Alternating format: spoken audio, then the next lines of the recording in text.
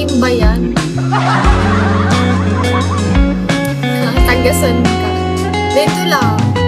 Sa Manila, ikaw ba? Gagi, anong name yan? Palitan mo pala. Kapitan to. Ano yan? Kantutan.